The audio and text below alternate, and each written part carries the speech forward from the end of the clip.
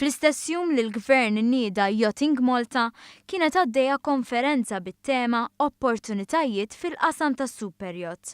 Din il-konferenza mtella mill-kumpanija barranija Quaynote laqet 100 rappreżentant mill-qasam marittimu, kemm fuq livell lokali u internazzjonali. Fija kien irrimarkat kif in-numru ta' superyachts irreġistrati f'pajjiżna qiegħed jiżdied sena wara sena, tant li sas-sena li għaddiet dawn telgħu għal 452. Il-parteċipanti kellhom ukoll kummenti pożittivi dwar l-inizjattiva Yachting Malta. I think it's an excellent idea.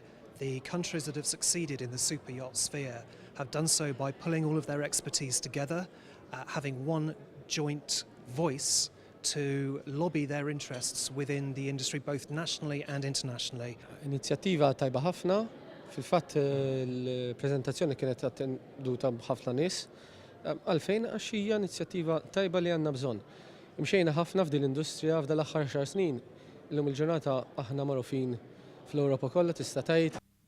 Żiedu li t-tnedija ta' Yachting Malta saret fil-mument opportun biex pajjiżna jkompli jaħtaf l-opportunitajiet li jeżistu fis-settur.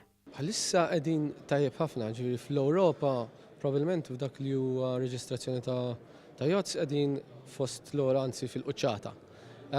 Però rridu nibqgħu naħdmu biex nibqgħu hemmhekk. For me, it is the go-to flag. It is the go-to place of registration for super yachts. As a result of that, it has got a very, very impressive yacht management, fiscal management, corporate services and legal structure.